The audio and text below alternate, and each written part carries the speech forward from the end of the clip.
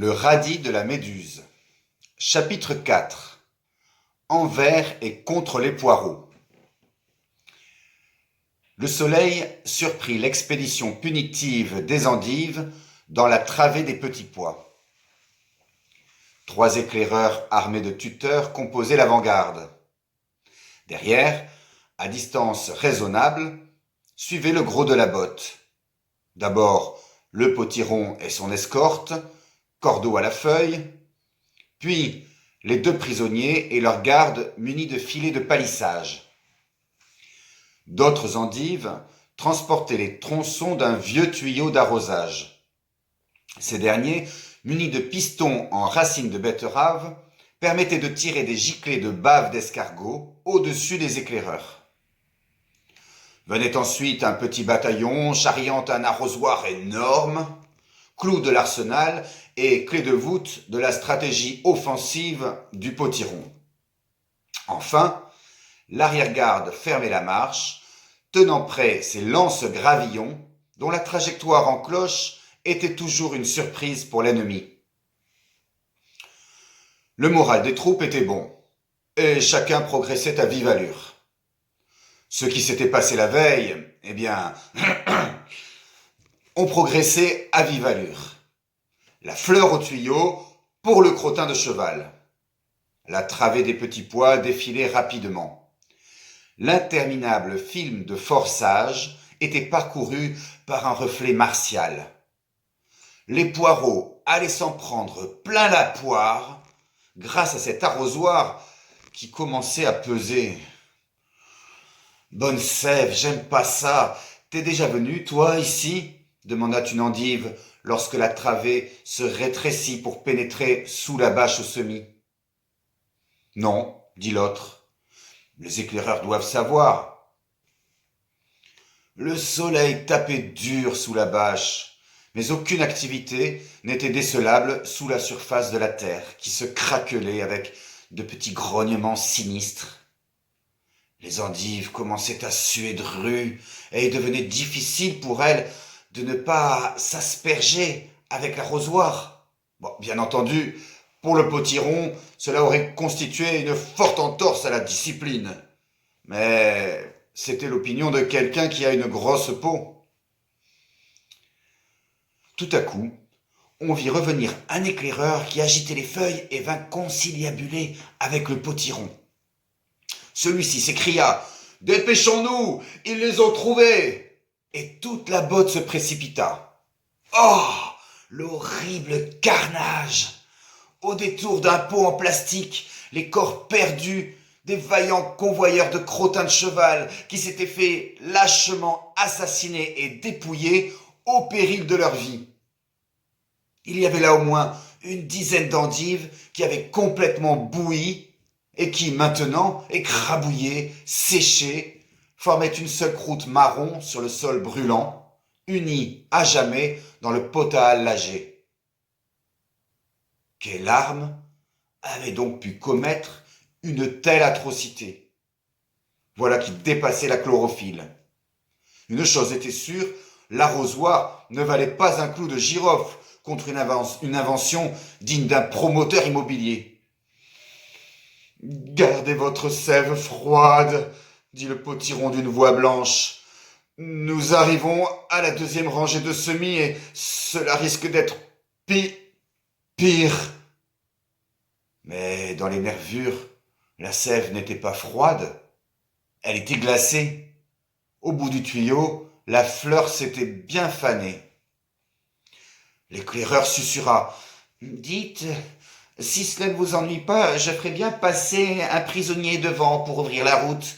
Les poireaux ont peut-être mis des mines, et... »« Du cran à légumes, régit le potiron. Nous n'y sommes pas encore. Montrez que vous êtes une endive. À vos ordres, mon potiron.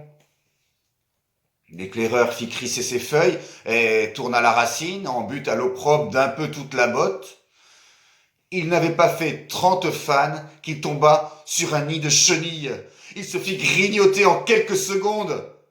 Aussitôt, chacun rompit le rang avec des glapissements de démence. « Non, je veux pas y aller, je veux pas y aller !» hurla une endive. Chacune appelle sa camarade. Une salve de gravillon éclate au-dessus de la botte et retombe en pluie meurtrissante. Ça et là, des giclées de bave d'escargots partent sur d'invisibles agresseurs, tandis que sifflent les cordeaux. La vie du potiron défile en une seconde. On cherche à fuir, on cherche à rester, on voudrait se cacher. Les injonctions contradictoires fusent de toutes parts. On en vient aux feuilles. Vite, échappons-nous, glissa Tony à Sandy. Profitant de la cohue, tous les deux se mirent à rouler, lorsqu'une endive patibulaire, celle-là même qui était à l'origine de l'expédition, jaillit du grabuge et se planta devant eux. Elle les interpella avec un fort accent de supermarché, en faisant tournoyer son cordeau. « Ce n'est pas très gentil de vouloir nous fausser compagnie. » Sandy eut une décharge d'acide citrique et Tony sentit ses radicelles se hérisser sur sa queue. L'endive, bardée de traces brunes, les obligea à rouler en sens inverse et les remit à leur gardien. Le calme revenait peu à peu. « Endive, endive, mes très chères endives, commença le potiron. Un peu de silence, j'ai dit, un peu de silence. Oh la ferme! Pourquoi tu n'as pas fait passer un prisonnier d'abord? On court au désastre. L'arrosoir est trop lourd. Pourquoi ne pas nous avoir dit que c'était aussi loin? On veut savoir combien de crottins de cheval ça va nous rapporter. Je veux pas y aller. Non, je veux pas y aller. Potiron, démission. Potiron, démission. Émit le potiron décontenancé. Un peu de silence, je vous prie, l'heure est grave. Ouh, ouh, on la connaît, ta chanson, tu nous l'as déjà faite. Tu vas servir de prisonnier à la place des prisonniers. Le ton montait rapidement, le potiron était dans un sale emballage. C'était midi lorsque les deux endives qui étaient restées en avant-poste firent irruption au bout du rang de semis. Elles portaient des traces de bouillie. « Au secours !» crièrent-elles de loin à grand renfort d'éthylène. « Les poireaux arrivent, et il y en a plus que la terre ne peut emporter. » Ainsi, elles s'écroulèrent subitement. Elles venaient à leur tour de tâter de l'invention mortifère des salsifis, qui en étaient encore à ses balbutiements à cette époque, et ne fut interdite que bien plus tard, en 3012, par la Convention des légumes. Un sifflement strident retentit. « Sauf qui peut !» crièrent les endives, et elles refluèrent frénétiquement. Chlac ! Le claquement sec d'un cordeau les repiqua sur place. « Je fouette la première qui s'enfuit jusqu'à ce qu'elle ressemble à une coloquinte !» tonna l'endive aux cicatrices. « Camarades, de l'avant, battez-vous, nom d'un jardinier, à 10 contre 1 s'il le faut. Souvenez-vous d'Alexandre de Macédoine. » « Ouais, cria quelqu'un. Tout ça, c'est des mots. Non, Mathilde a raison. Vite, camarades, reformez les rangs, coupa l'endive aux cicatrices. Et moi, hasarda le potiron. Toi, tu gardes les prisonniers, tu en réponds sur tes scrofules. La colonne se reforma en moins de temps qu'il ne faut à une larve pour sortir de son cocon. Il était temps. Voici qu'arrivait la horde des herbacées vivaces, emmenée par Malabar, une espèce d'avorton particulièrement sournois.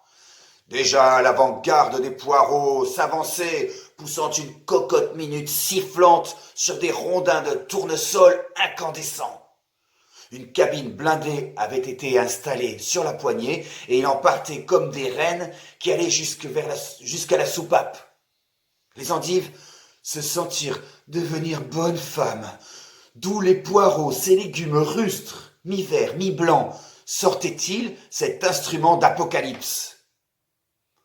Derrière cette première ligne venait une seconde ligne armée de fourchettes, une troisième armée de couteaux, et toute une armée hirsute de sauvages poireaux assoiffés de sève, avec des tubes de ventoline, des sauterelles en laisse, une quatrième, une cinquième, toute une armée de poireaux. Ils sont hideux et qui plus est, gavés de crottins de cheval. Ils mangent leurs enfants. Ah, les endives vont avoir bien du mal à en réchapper. d'autant que les poireaux s'apprêtent à leur faire tâter de leur invention. Leur but, ébouillanter d'un seul coup toutes les endives du potager et qu'on n'en parle plus. Je serai vous. Je ne manquerai pas le prochain épisode pour tout l'or du monde.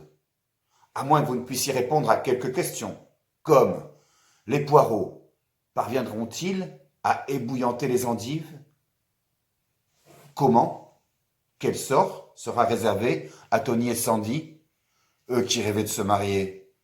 Le potiron pourra-t-il regagner sa position sociale? Mathilde lui a un peu damé le pion. Comment se fait-il que des légumes parlent? Etc., etc., etc.